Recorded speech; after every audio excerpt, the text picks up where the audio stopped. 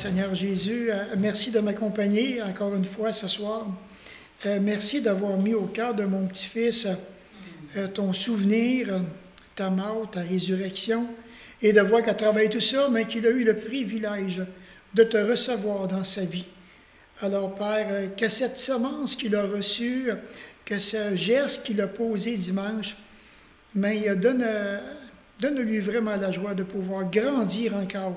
Qu'est-ce que nous puissions voir en 2015 et même dans les autres années qui viennent devant nous, ce bonheur de voir grandir nos enfants dans la connaissance et dans la maturité spirituelle de Jésus. Encore une fois, Père, merci de tout l'honneur que tu nous fais d'être présent parmi nous ce soir au nom de Christ. Amen.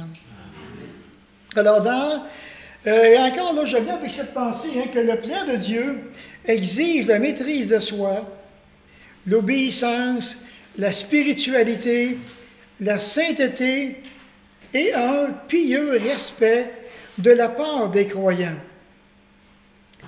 Et ça, mais c'est adressé autant à des particuliers, comme on peut l'appliquer aussi dans une église locale, ce que Dieu demande. Donc, la dernière fois, juste pour faire un petit retour en arrière, il y a 2 semaines ou 3 semaines, quand j'avais apporté le message, je vous avais posé comme question qu'un jour, quelqu'un avait écrit ceci, que le chrétien devrait vivre comme si Jésus était mort hier, qu'il était ressuscité aujourd'hui et qu'il reviendrait demain. Qu'est-ce que j'aimerais qu'il change le plus radicalement dans ma vie? Momentanément. Ou bien sur quelle attitude, péché, que j'aimerais me repentir le plus vite, parce que ça presse. Jésus revient demain. Je sais qu'il revient demain. Qu'est-ce que je fais? Ce n'est pas nécessairement évident, mais ça devrait nous encourager en quelque part à s'auto-évaluer. Et donc aussi, je me rappelle que j'avais partagé ce merveilleux passage de Jean 10, 14, 21, quand Jésus dit « Celui qui a mes commandements et qui les observe. » J'aime ce qu'il dit. Celui-là m'aime. Et c'est vraiment une des belles façons par laquelle un chrétien peut démontrer l'amour qu'il a pour le Seigneur. Comment? En observant ce que la parole de Dieu dit. Jésus, il dit, « Or, celui qui m'aime sera aimé de mon Père. Et à mon tour, moi je l'aimerai et je me manifesterai à lui. » C'est intéressant dans Jean 10 et le verset 14, 21. La manifestation de Jésus dans notre vie est une conséquence, est simplement une conséquence de qu'est-ce que je fais lorsque je plonge les regards dans la parole. Lorsque la parole me parle, parce que c'est la parole qui doit me parler. La parole est vérité, elle doit me parler. Maintenant, comment est-ce que je vais me conformer avec la parole? Comment est-ce que je vais considérer cette parole-là? Est-ce que je la considère comme un livre d'histoire? Comme n'importe quel livre qu'on pourrait prendre dans la bibliothèque? On appelle ça la Bible, mais c'est un livre comme les autres. Est-ce que maintenant que je considère la parole étant au même niveau que tous les autres livres que je peux avoir dans une bibliothèque? Je ne peux pas faire ça. Je ne peux pas. Elle est vraiment la parole de Dieu. Elle est inspirée, cette parole. Puis on avait regardé aussi, je pense, à Esdras 7.10. Car Esdras avait appliqué son cœur à étudier et à mettre en pratique la loi et les ordonnances de l'Éternel. Car Esdras avait appliqué son cœur à étudier et à mettre en pratique. Donc, j'étudie et maintenant je travaille tout ça. Parce que c'est personnel, je me dois de me poser la question, Seigneur, maintenant, que veux-tu que je mette en pratique? Parce que c'est très, très spirituel, la parole. Ici, on ne parle pas de religion. Religion pour religion, ça ne vaut rien. Mais ici, quand on parle de la parole de Dieu, on parle du côté spirituel. Et je pense de plus en plus que le chrétien a besoin de nourriture spirituelle et les gens dans notre quartier, je crois de tout mon cœur, qui ont besoin d'entendre vraiment le côté spirituel des Écritures. Ensuite, mais je vous avais partagé que l'infidélité peut arriver à détruire la fidélité. Quelqu'un maintenant qui va tomber dans l'infidélité, il peut tout briser ce qu'il a fait de façon tellement fidèle à travers le ministère ou à travers sa vie personnelle. Je vous avais partagé ce passage donc dans Proverbe 23, le verset 27, qui dit « Connais bien chacune de tes brebis et donne-leur tes soins. » Puis j'ai trouvé, on dit que littéralement ce verset veut dire « Connais bien le visage de ton petit bétail et mets ton cœur à tes troupeaux. » Et j'aime ça. Connais bien chacune de tes brebis, connais bien chaque visage de ton troupeau, de ton petit bétail. Et à travers tout ça, mais je me rappelle que j'avais partagé différents points, ou bien je dirais différentes, c'est des mises en situation, c'est des approches. Je me suis dit, je pourrais voir peut-être des belles approches pastorales à travers ces passages-là, que je pourrais appliquer à ma vie personnelle. Parce que ça me parle.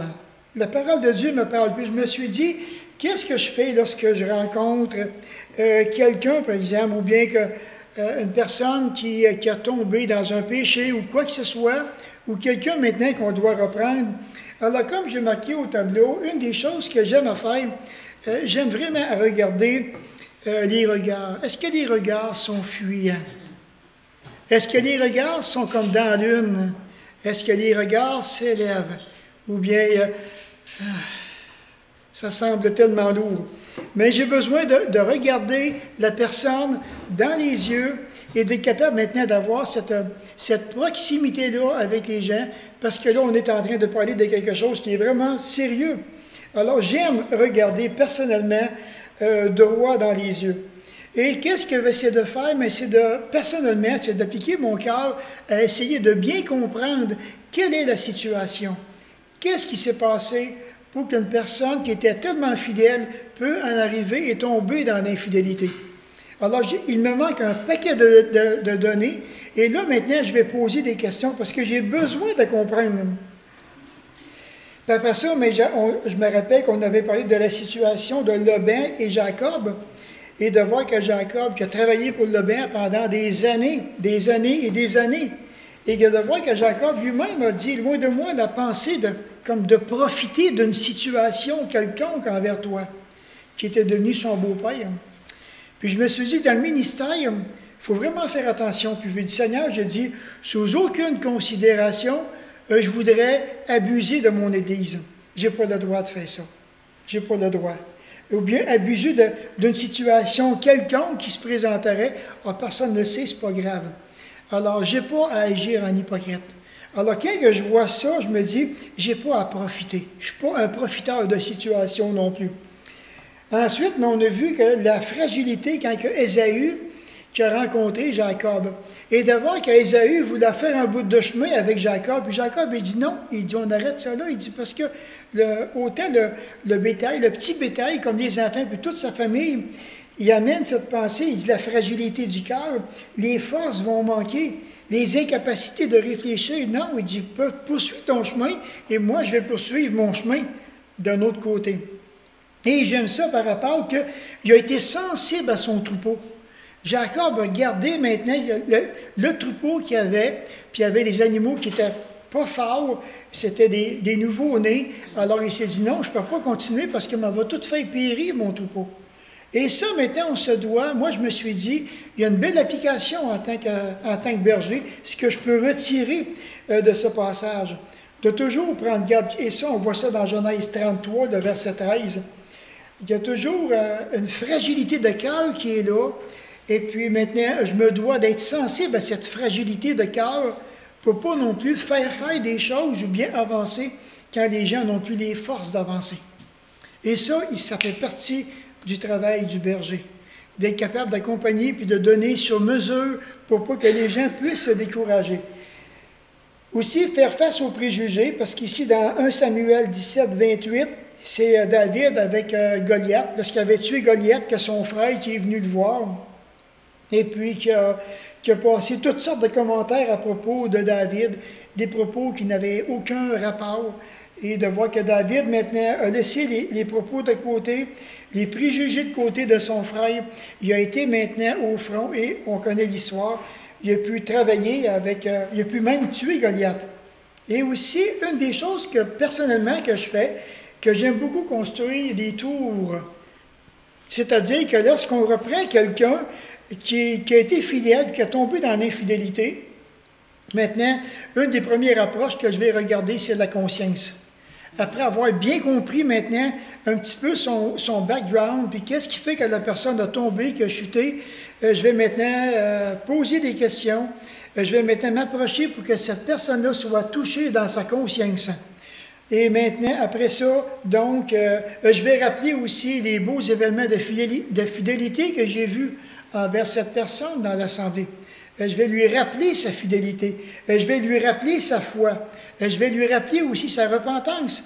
Dans certaines situations, je t'ai vu te repentir, je t'ai vu aller de l'avant, je t'ai vu progresser, mais qu'est-ce que tu fais maintenant quand tu n'avances pas, que tu ne veux pas te repentir? Et aussi son appartenance. Tu appartiens au Seigneur Jésus. Qu'est-ce que tu vas faire avec ça maintenant? Tu es un élu, tu as donné ton cœur à Jésus. Qu'est-ce que tu vas faire? Alors, tu ne peux pas rester dans cette situation-là. Puis à travers tout ça, mais je me rends compte comment est-ce que, et quand on parle de l'amour inconditionnel, c'est que Jésus disait à Pierre, dans Jean 21, hein, Pierre, m'aimes-tu? À 3 reprises, il revient avec cette question. Puis oui, paie mes brebis, puis ensuite, mais paie mes agneaux. Puis les agneaux, c'est le petit d'une brebis. Alors qu'il est en train de dire, tu vas rencontrer dans la bergerie des gens qui sont sensibles, qui sont fragiles, que ce soit sur le plan émotionnel, qu'importe. C'est facile de les briser, c'est facile de les écraser, c'est facile de les détruire, c'est facile de les faire mourir, c'est facile de les faire virer de bord. Puis Jésus, il dit, fais pas ça. Il dit, paie mes agneaux. Il dit, prends-en garde. Puis après ça aussi, j'avais terminé avec cette pensée, donc, dans Galates 6 et le verset 1, quand il dit, là, ici, mais je vais juste vous lire le verset qui disait, « Frère, si un homme vient à être surpris en faute, vous qui êtes spirituels, redressez-le avec un esprit de douceur. Prends garde à toi-même de peur que tu ne sois aussi tenté. » Et de voir que maintenant, que ce passage, on peut l'appliquer à tous les chrétiens qui sont spirituels dans une assemblée, qui ont la responsabilité d'aller vers le chrétien qui est charnel. De le reprendre avec gentillesse, de le reprendre avec amour. L'objectif, ce n'est pas d'arriver puis de dire, ou de prendre la Bible, le Seigneur te dit ci, puis il dit ça, puis il fait ci dessus. J'en ai vu autrefois qu'on fait ça, c'est pas des farces, là. Prends la Bible, puis fais sa tête. Ça marche, c'est pas ça. C'est pas ça du tout, du tout, du tout. Toujours avec un esprit de douceur que la parole de Dieu nous dit. Un esprit de douceur, un esprit d'amour, d'être capable de reprendre la personne avec une grande, grande gentillesse, avec une grande, grande tendresse du Seigneur Jésus-Christ. L'objectif, c'est de le ramener au pied de la croix. C'est de le ramener dans une repentance. Et si on a fait ça, c'est champion. C'est vraiment champion. Alors ce soir, maintenant, on va prendre dans 1 Pierre, chapitre 1, et dans les versets 1, mais 13 à 17, plus le verset 17 qu'on va regarder ce soir, parce que les autres, on les a vus, mais juste les lire, qui dit, c'est pourquoi, saignez les reins de votre entendement, soyez sobres, et ayez une entière espérance dans la grâce qui vous sera apportée lorsque Jésus-Christ apparaîtra. Il dit, comme des enfants obéissants, ne vous conformez pas aux convoitises que vous aviez autrefois, quand vous étiez dans l'ignorance. Mais puisque celui qui vous a appelé est saint, vous aussi soyez saints dans toute votre conduite. Selon qu'il est écrit, vous serez saints car je suis saint. Et le verset 17 qu'on va regarder ce soir, et si vous invoquez comme Père, celui qui, sans considération de personne, juge chacun selon ses œuvres, conduisez-vous avec crainte pendant le temps de votre séjour sur terre. Je ne sais pas comment est-ce que vous pesez ce verset, le verset 17. Je me suis arrêté, j'ai regardé, je me dis, oh, wow, Un instant. Il est lourd ce verset, il pèse, il est rempli de sens. Et de voir que l'Église a la responsabilité d'honorer Dieu. Chacun de nous, en tant que membre, ceux qui composent l'Église, on se doit d'honorer Dieu. Et cette responsabilité, donc, est liée à son obligation de répondre à son salut. Donc, Dieu nous a appelés au salut, comme on voit dans 1 Pierre 1, le verset 1 et 2, et de voir maintenant au verset 2, quand il dit « Et qui sont élus selon la préscience de Dieu le Père par la sanctification de l'Esprit ». Alors maintenant, ce verset s'applique à des chrétiens qui ont reçu le Seigneur Jésus-Christ, et de voir que ceux qui ont reçu le Seigneur Jésus-Christ, Dieu s'attend qu'à ce que ces hommes-là, ces femmes-là, ces familles-là vont l'honorer. C'est tout ce qu'il cherche. Dieu cherche à être honoré au sein de ses enfants, au sein des familles chrétiennes. Et c'est pour ça qu'il dit « Conduisez-vous d'une manière », au verset 17, « Conduisez-vous avec crainte pendant votre séjour sur la terre. » Conduisez-vous avec crainte. Et ça me rappelait aussi le beau parallèle qu'on retrouve dans Philippiens, hein? Et dans Philippiens 1, le verset 28, je vais vous lire. Dans Philippiens 1, le verset 28, il dit « Seulement conduisez-vous d'une manière digne de l'évangile de Jésus-Christ. » Et Paul revient avec cette même pensée.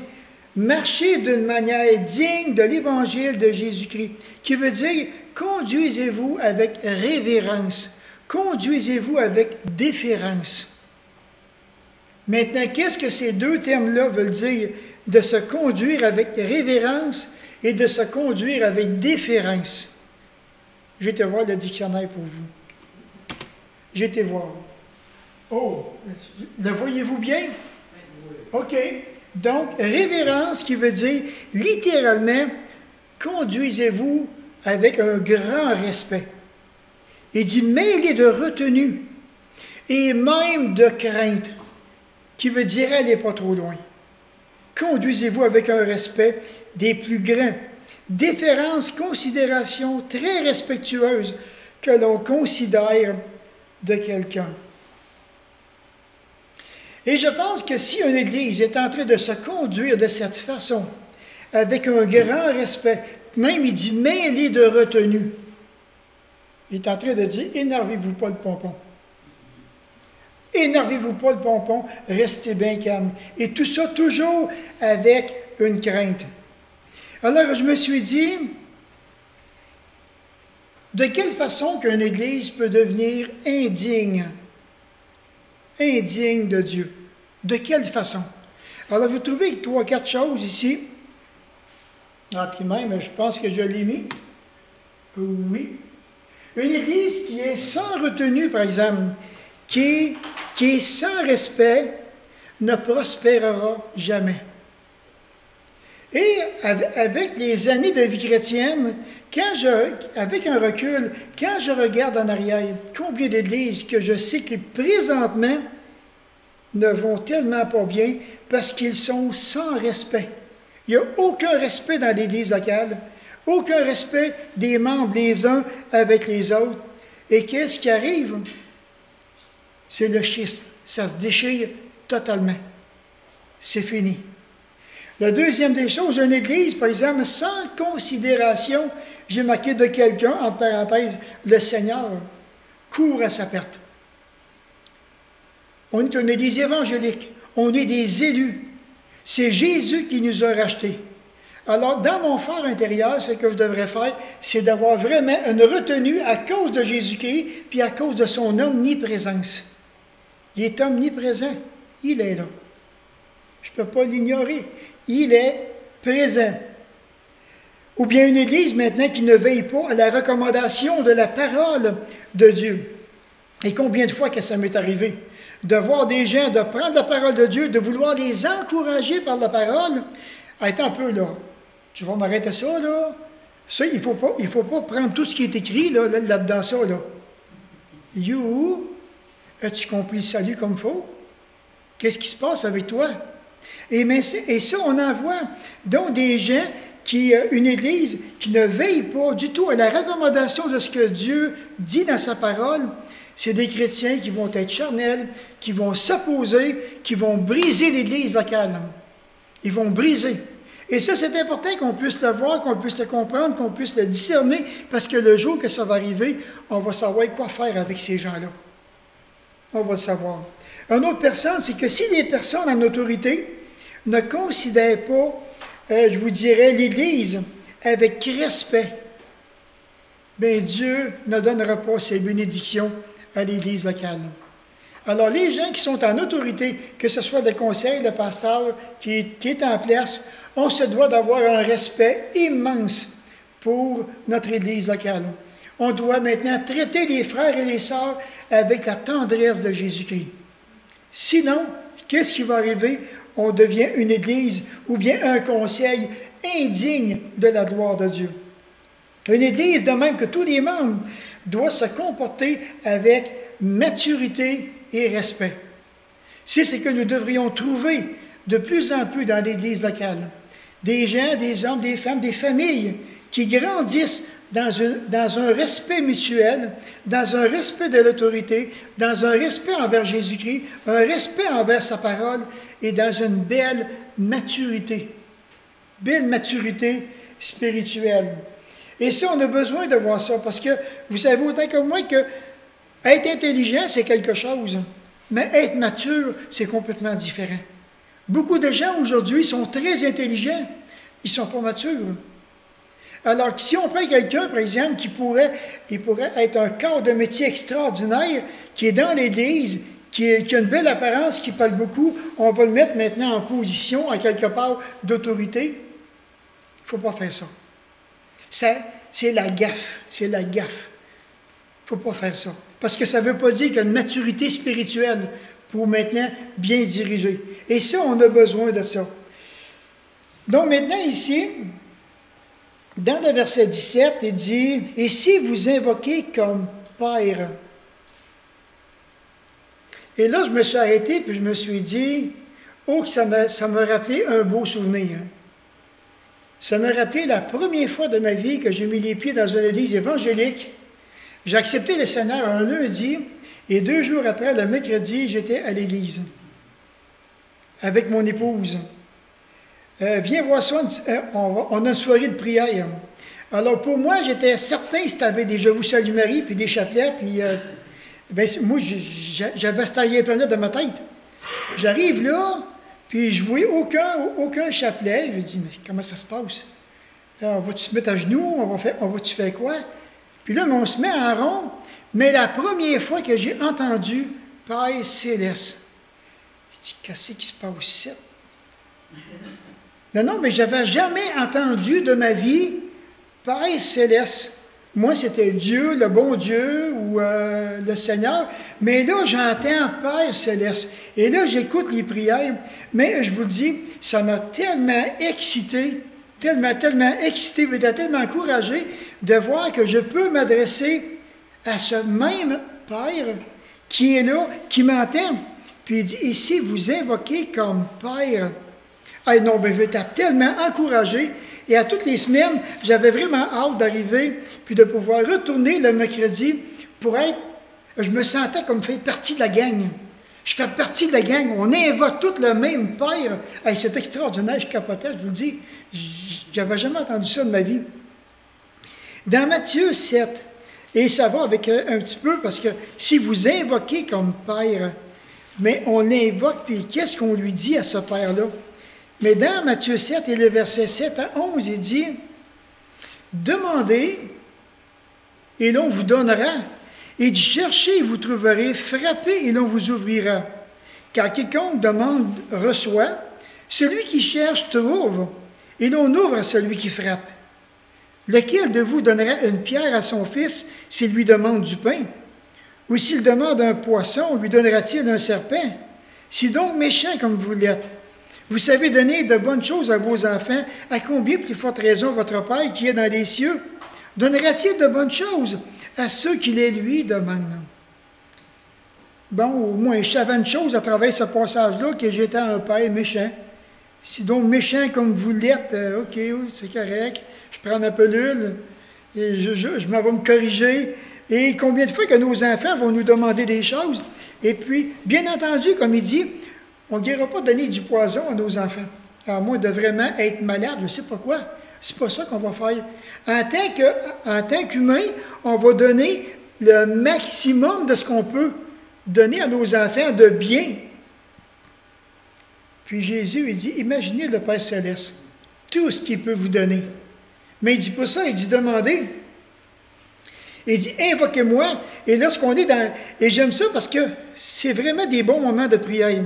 Alors si je veux demander, je me dois maintenant de me recueillir. Et parce que, comme il dit au verset 17, mais puisse, au verset 17, et si vous invoquez comme Père, c'est lui que j'invoque. C'est lui que j'invoque. C'est à lui que je m'adresse. Alors, je veux des choses à demander à ce Père-là, Père extraordinaire. Je veux des choses que je m'attends de lui. Parce que je demande des choses. Alors, c'est certain qu'il dit qu'il va me donner ce qu'il y a de meilleur. Mais je vais le demander. Maintenant, je vais le demander. De quelle façon? Avec toutes mes émotions. Ah, Seigneur, j'ai le feeling à soir que tu vas me faire gagner le million. Ben non, je n'ai pas pris de billet, c'est vrai. Non, mais c'est juste pour vous dire, quand on regarde Jacques, ce qu'il dit, de quelle façon qu'on s'adresse à Dieu? Est-ce que vraiment c'est que je demande à Dieu, que je le demande avec foi, avec conviction, ou bien je lisse ça un petit peu comme un... Puis arrange-toi avec ça. Jacques ici, il dit, si quelqu'un d'entre vous manque de sagesse, dans Jacques 1, qu'il la demande à Dieu, qu'il la demande au Père, qui donne à tous simplement et sans reproche, et elle lui sera donnée. Mais oui, qu'il la demande avec foi, puis il dit sans douter. Ouf! C'est pas pour rien que Jacques a écrit ça ici. C'est pas pour rien. Probablement qu'il y avait des chrétiens qui ont dit à Jacques, tu sais là, on demande des choses à Dieu, il ne nous écoute pas en tout. Mais oui, mais as-tu des doutes dans ta foi? Est-ce que tu doutes? Ou bien maintenant, c'est que tu demandes, tu es certain, c'est ça que je veux, Seigneur. Si tu penses que c'est une bonne chose pour moi, permets que la chose puisse s'accomplir. Il dit, car celui qui doute est semblable au flot de la mer, agité par le vent et poussé de côté et d'autre. Puis j'imagine que vous avez déjà été à la mer. Puis quand il était pris dans les vagues, là, puis qu'il vente, là, puis que ça bouscule sur tout bord, tout côté, là, il n'y a rien de drôle. Là. Il n'y a vraiment, vraiment rien de drôle. Je l'ai fait personnellement.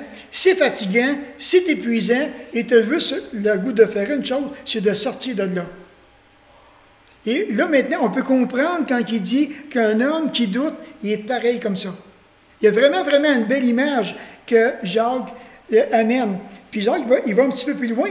Il dit qu'un tel homme ne s'imagine même pas qu'il recevra quelque chose du Seigneur. Imagine-toi, même pas.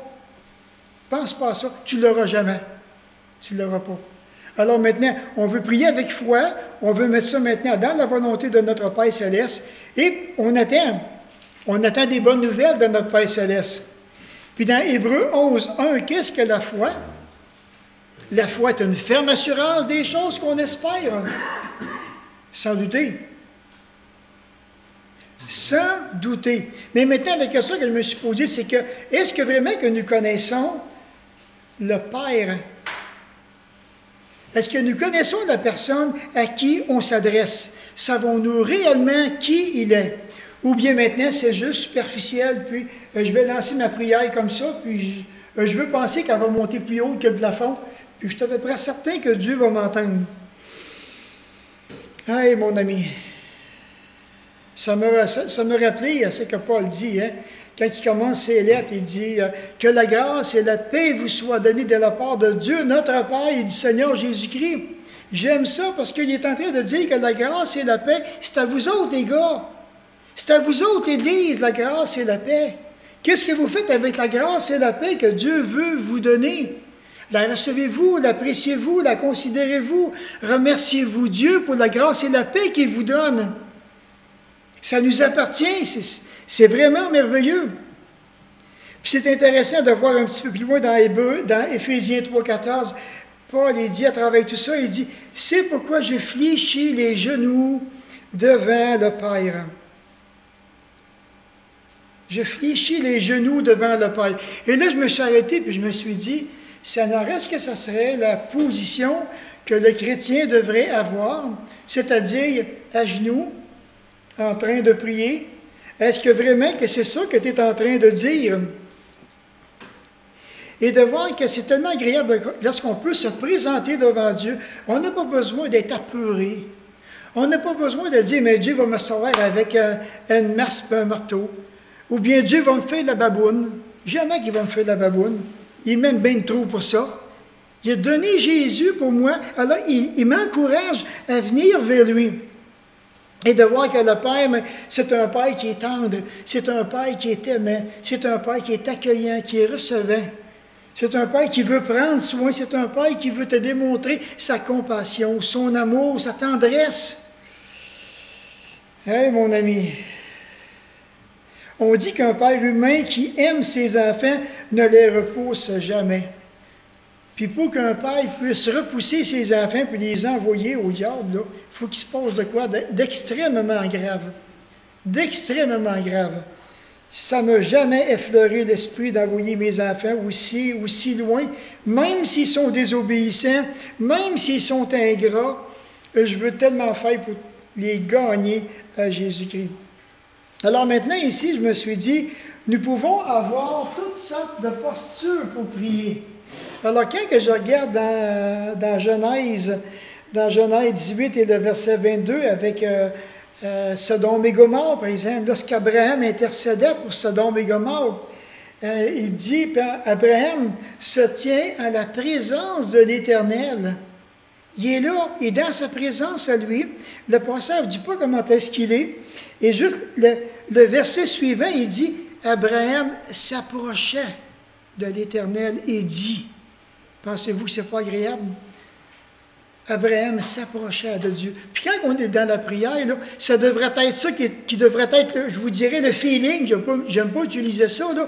Je suis dans la présence de Dieu et j'ai le goût encore, laisse-moi juste m'approcher encore un petit peu plus de toi. J'ai besoin de m'approcher de toi.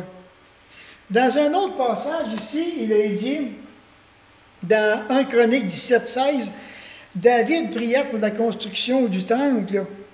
Et puis, il est écrit, il entrait et s'assit devant l'Éternel, dans la traduction d'Arby. J'ai aimé ça. J'ai vraiment aimé ça. Et dans la présence de Dieu, il va s'asseoir, puis il va commencer maintenant à prier pour la construction du temple.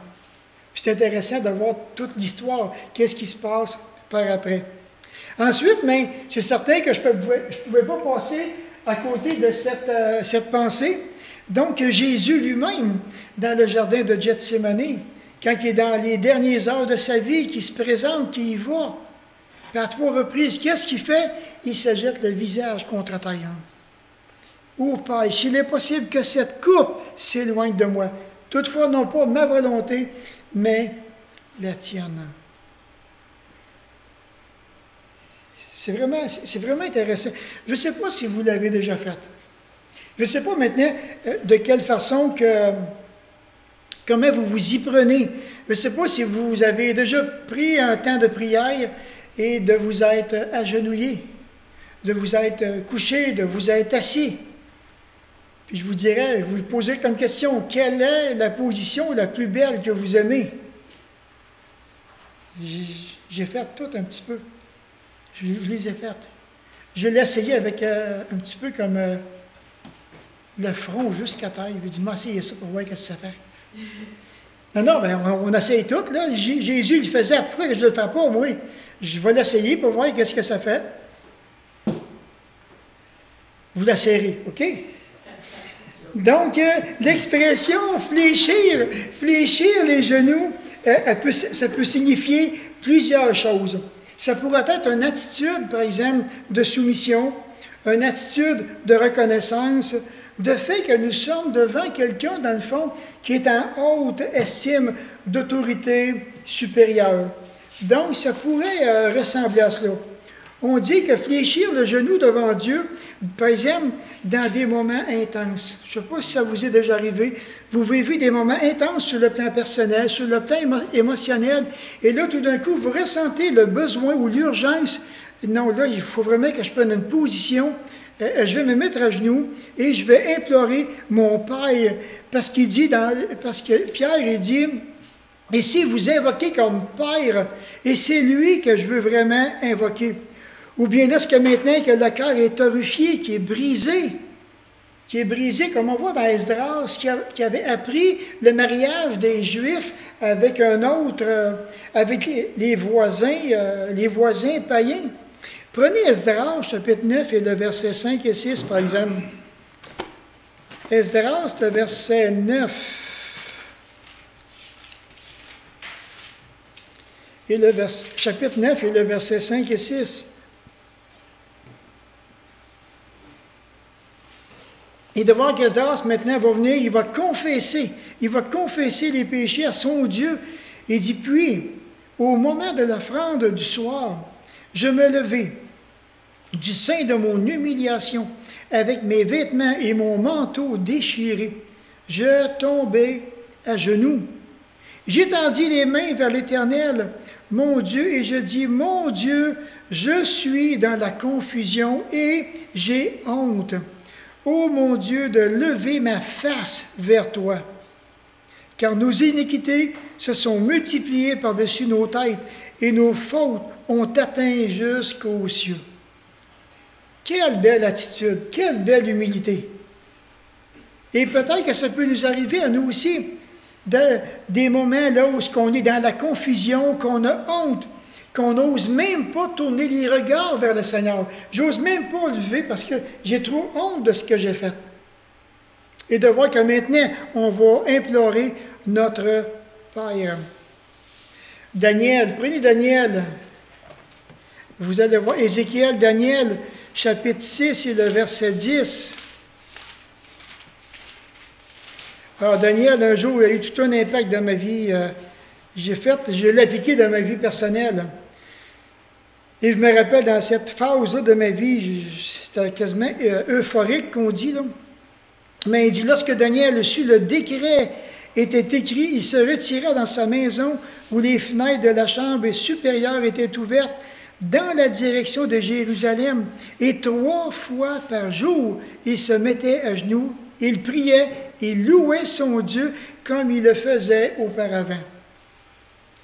3 fois par jour, prendre un temps personnel, à genoux avec le Père. On invoque le Père. C'est extraordinaire. Je l'ai fait et ça a fait dans ma vie, je me rappelle, là, je vous le dis, j'étais dans une phase là, vraiment agréable. Pour moi, personnellement, parce que je voyais comment est-ce que... Puis c'était pas nécessairement des temps bien longs, mais je voulais l'essayer. Je l'ai fait. Et c'est merveilleux.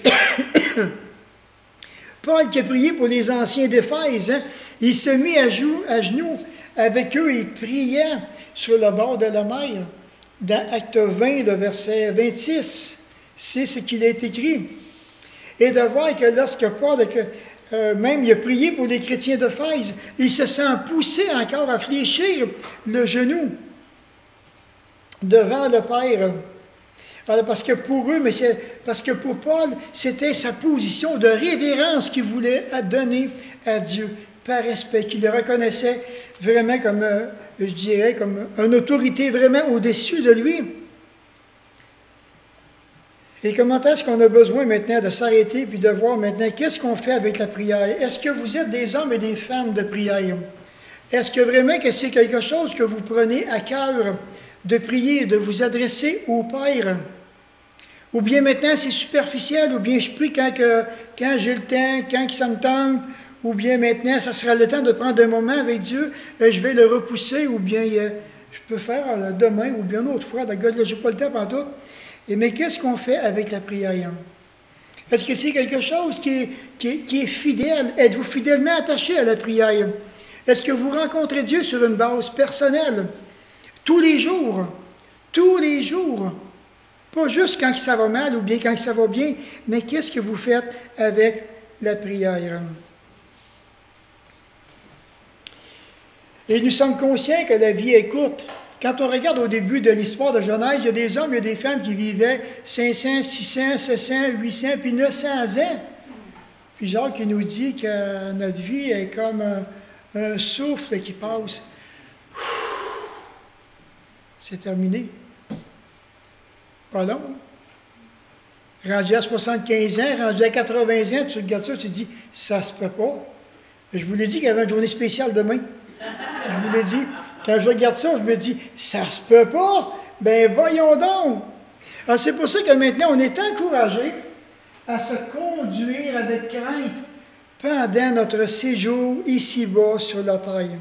On est encouragé. C'est pas une critique, là. Pierre, il dit, les gars, il dit, puis conduisez-vous. Il dit, faites tous vos efforts pour vous conduire d'une manière vraiment respectueuse, d'une manière digne de la gloire de Dieu. Et puis ici, maintenant, donc, ayez cette bonne conduite au milieu des païens. Je ne sais pas si vous trouvez ça difficile d'avoir une bonne conduite. Je ne sais pas si vous trouvez ça difficile de vous motiver, de vous engager, de prendre des décisions, de dire maintenant, moi, je vais me tenir. Ou bien, Seigneur, tiens-moi debout devant ces gens-là qui sont devant moi. J'ai besoin maintenant que ma vie change. Je ne veux pas suivre le courant du monde. Au contraire, je vais aller complètement contraire à eux autres. Alors Pierre, il dit, ayez maintenant donc cette bonne conduite au milieu des païens. Et le verset dans 1 Pierre 2, le verset 11. Et ici, il dit, bien-aimés, je vous exhorte comme étrangers, comme voyageurs sur la terre, de vous abstenir des convoitises charnelles qui font la guerre à l'âme. Alors, je pensais que Pierre pousse la hardiesse en disant, je veux penser que lorsqu'il a écrit ces petits mots-là ici, que Pierre avait déjà eu la victoire sur ces convoitises charnelles-là qui font la guerre à son âme. Puis Dieu sait comment est-ce qu'on est exposé aux convoitises charnelles. Puis en plus, nous autres, les hommes, l'œil est insatiable, l'œil, il aime ça voir, il ne se lasse point de voir l'œil.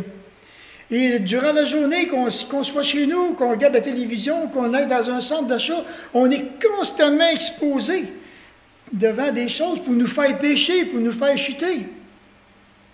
Qu'est-ce qu'on fait? Comment on va s'y prendre?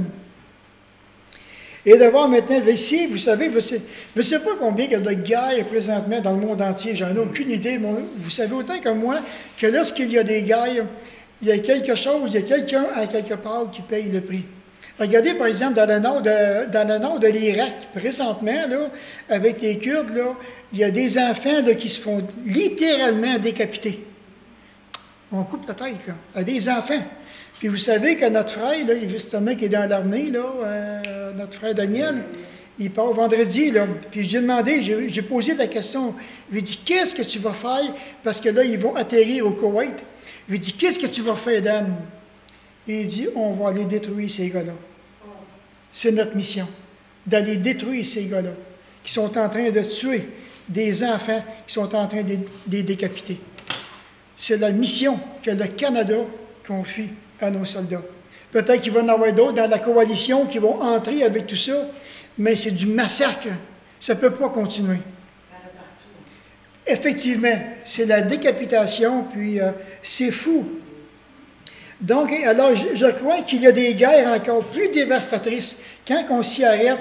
Puis je me demande si nous prenons le temps de nous arrêter aux dommages que toutes ces guerres-là, qu'est-ce qui se passe dans notre âme ici? Qu'est-ce qui se passe dans notre cœur? Il y a une guerre ici qui se passe. Toute une guerre. On est sur un champ de mine. Et Pierre, donc, qualifie ou bien identifie son auditoire d'étrangers, de voyageurs, comme on voit au verset 11, sur la terre, dans le but qu'ils puissent réaliser vraiment. Au fond, oui, on est étrangers, oui, on est voyageurs sur la terre, mais il dit, il ne faut pas que vous oubliez quelque chose. Parce que ce que Paul rappelle aussi dans Philippiens 3 et le verset 20, il dit que nous sommes, et j'aime ce qu'il dit, mais nous sommes concitoyens des cieux. Notre cité à nous est dans le ciel. Et il dit, d'où nous attendons aussi comme sauveur le Seigneur Jésus-Christ qui transformera le corps de notre humiliation en le rendant semblable au corps de sa gloire par le pouvoir qu'il a de s'assujettir toutes choses. Alors c'est vraiment, vraiment merveilleux. Donc il y a cette recommandation-là et de voir que oui, nous sommes des citoyens des cieux. Alors ce qui est le plus malheureux, on dit que n'importe quel chrétien peut se retrouver au cœur de ces convoitises charnelles qui font la guerre à un cœur nouveau, créé par Dieu au plus profond de son âme. Et là, ce qu'on voit dans Romains 7, encore dans Romains 7 et le verset 14 à 23, comment est-ce que Paul est tenté de décrire toute la guerre qui se passe dans son âme. Et on vit les mêmes choses encore aujourd'hui. Donc, c'est des convoitises charnelles, et ici maintenant, c'est certain que là, parce que le thème me manque, parce que j'ai tous les passages, là où on pourrait aller voir les versets et qu'on pourrait voir les encouragements qui sont écrits, que ce soit de la part de Jean, de Marc, de Paul, de Jacques, qui nous donnent des encouragements tellement solides. Je m'en vais en prendre rien qu'un parce que c'est à la fin de l'Évangile. Dans 1 Jean, chapitre 2, et le premier, par exemple, 15 à 17, dans 1 Jean, chapitre 2, le verset 15 à 17, il dit « N'aimez point le monde, ni les choses qui sont dans le monde. Si quelqu'un aime le monde, l'amour du Père, et c'est pas là du tout. Après ça, il dit « Car tout ce qui est dans le monde, la convoitise de la chair, l'orgueil de la vie, la convoitise des yeux, ne vient point du Père, mais ça vient du monde. Et le monde passe, la convoitise aussi, mais, ça j'aime ça, il y a un petit « mais » qui veut dire « Mais oui, celui qui fait la volonté de qui? De Dieu. Du Père. Demeure éternellement. » Puis on dit maintenant aux gens qui font la guerre, vous êtes-vous déjà senti agressé?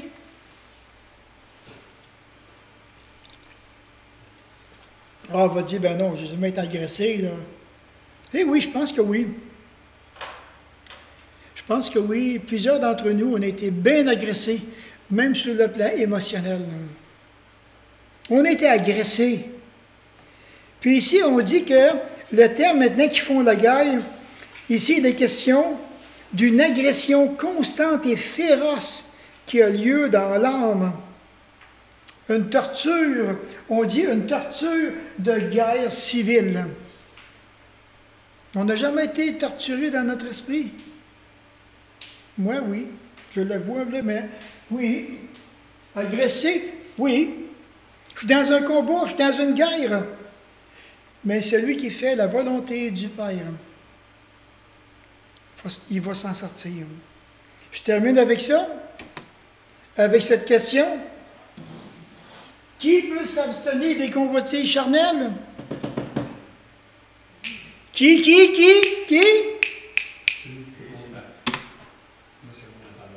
Ceux-là ici. Ceux qui marchent selon le Saint-Esprit et ceux qui exercent une pieuse discipline.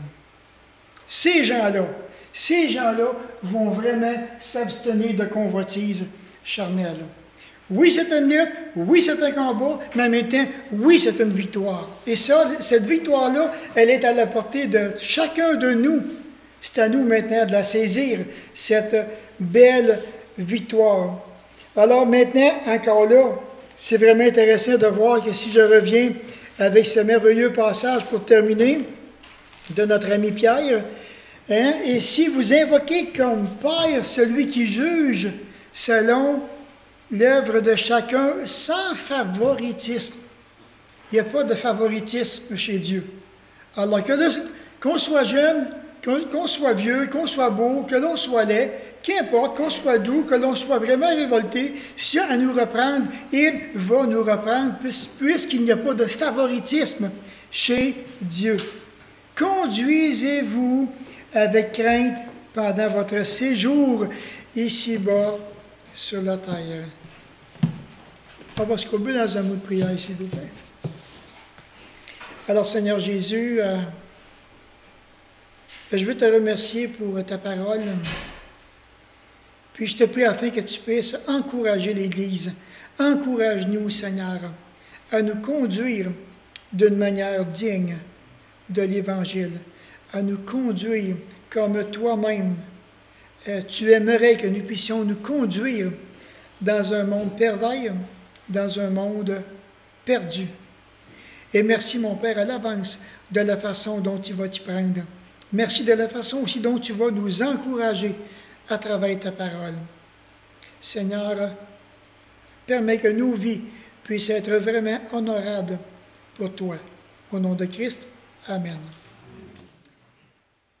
Alors on va